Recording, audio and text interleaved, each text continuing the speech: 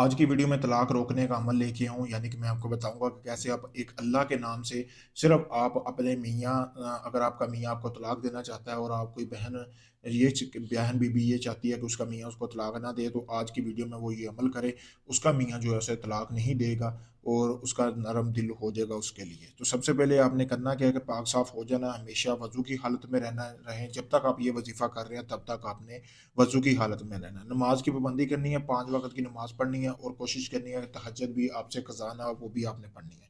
फिर आपने रोज़ाना या जामिउ, ठीक है? या जामिउ इस लफ़्ज़ की आपने रोज़ाना 313 मर्तबा जो है, इसकी आपने जो है तस्बीह पढ़नी है, ठीक है? 313 मर्तबा। मोहब्बत और आजिज़ी के साथ पढ़नी है, सुकून व तहम्मुल के साथ, ठीक है? तो पढ़ते वक़्त आपने अल्लाह ताला से दुआ करनी है कि आपका जो है शरीके हयात के दिल जोड़ दे आपके साथ और वो आपको तलाक ना दे और आपके साथ रहे।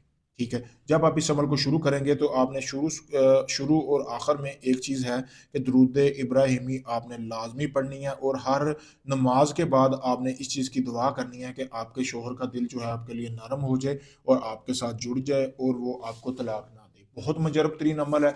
अगर कोई बहन बीबी परेशान है अपने शौहर से कि वो उसे तलाक ना दे, तो वो इस अमल को कर सकती है। उनका शौहर अगर सख्त है उनके मामले में, तब भी उस वज़ीफ़े को करें।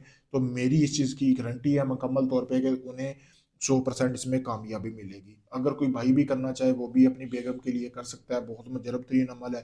अगर आप इस अमल को करना चाहते हैं, इजाज़त बहुत ज़रूरी है। इजाज़त लेके करेंगे तो आपको मुकम्मल इसमें कामयाबी मिलेगी। कुछ लोग इजाज़त लिए बगैर अमल करते हैं, तो फिर उन्हें कामयाबी नहीं मिलती। लिहाज़ा इजाज़त लेके इस अमल को करें, आपको कामयाबी मिलेगी। अगर ये अमल आप मुझसे करवाना चाहते हैं, इसके अलावा आपका कोई भी जायज़-नाजायज़ काम है, आप किसी भी दुनिया किसी भी कोने में रहते हैं, तो आप किसी वक़्त मुझके मेरे साथ राब्ता करें, आपको मुकम्मल प्रूफ़ और गारंटी के साथ काम करके दूँगा। शुक्रिया दोस्त।